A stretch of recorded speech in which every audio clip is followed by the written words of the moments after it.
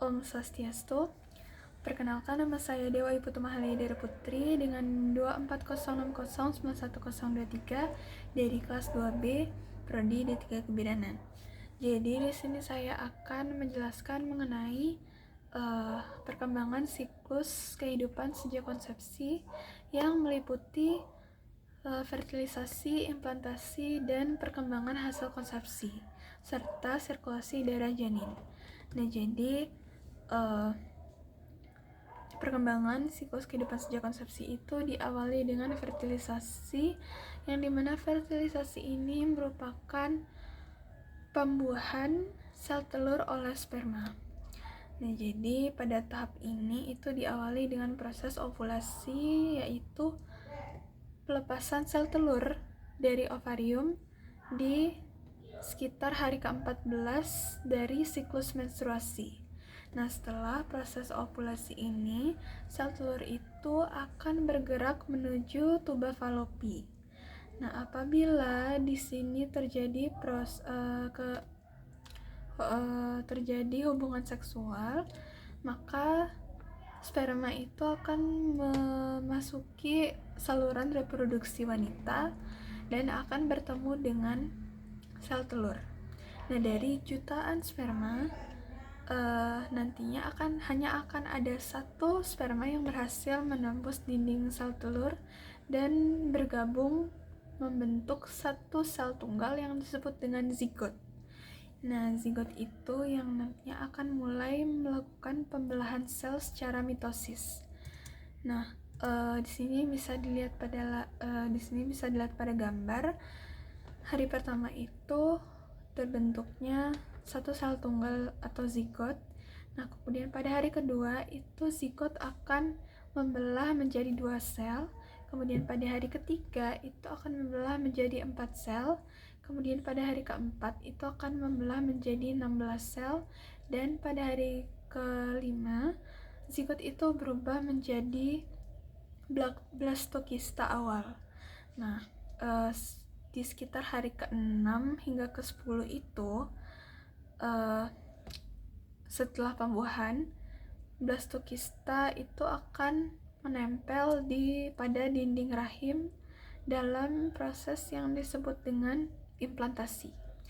Nah, selama proses implantasi, lapisan trofoblast dari blastokista itu akan mulai menghasilkan hormon HCG atau hormon human chorionic gonadotropin, yang hormon ini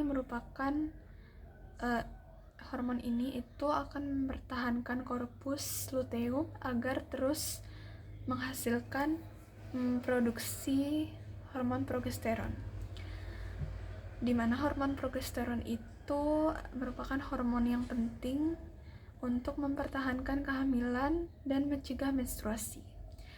Nah, kemudian kita masuk ke penjelasan mengenai pertumbuhan dan perkembangan hasil konsepsi.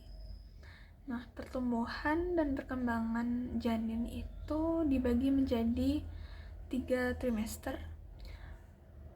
Pada trimester 1, pada trimester pertama, yaitu pada 0 hingga 12 minggu, itu perkembangannya itu antara lain adanya organ-organ utama itu mulai terbentuk seperti jantung, otak, kemudian sistem saraf pusat itu mulai terbentuk.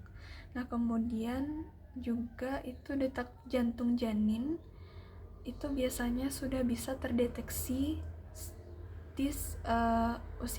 sejak usia kehamilan 6 hingga 8 minggu.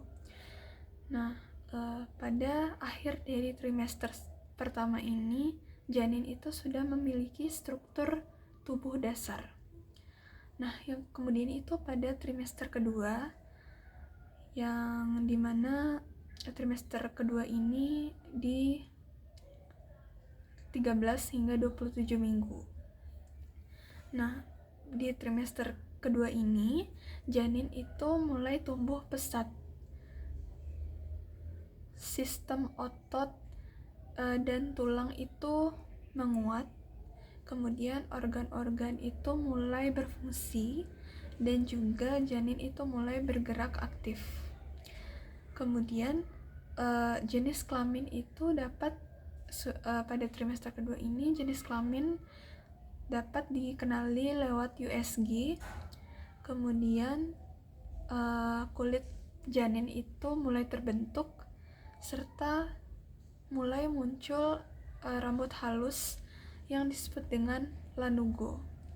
Nah, kemudian pada trimester ketiga yaitu di 28 hingga 40 minggu, perkembangannya itu janin sudah mulai semakin matang dan siap untuk lahir ya. Kemudian paru-paru itu berkembang itu lebih berkembang sempurna menjelang akhir kehamilan. Kemudian juga pada trimester 3 ini janin itu mulai mengambil posisi kepala di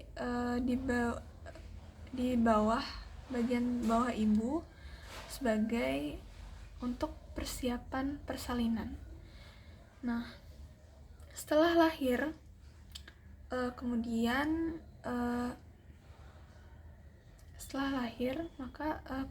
di sini saya akan membahas sirkulasi darah janin.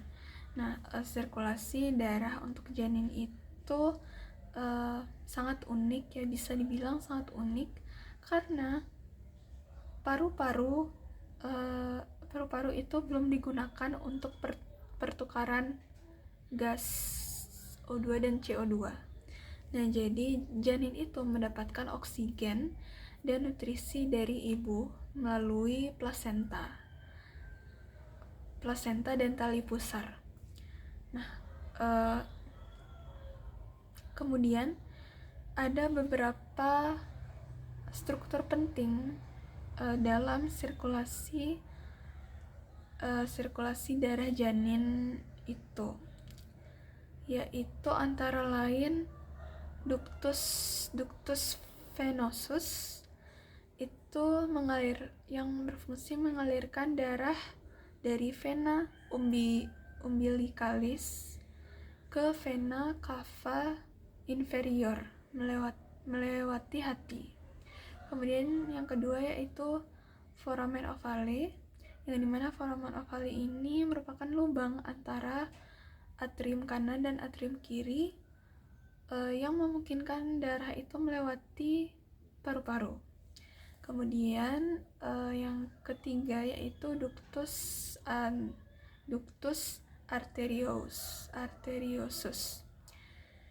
Ductus arteriosus itu mengalirkan darah dari arteri pulmonalis ke aorta dan juga untuk melewati paru-paru.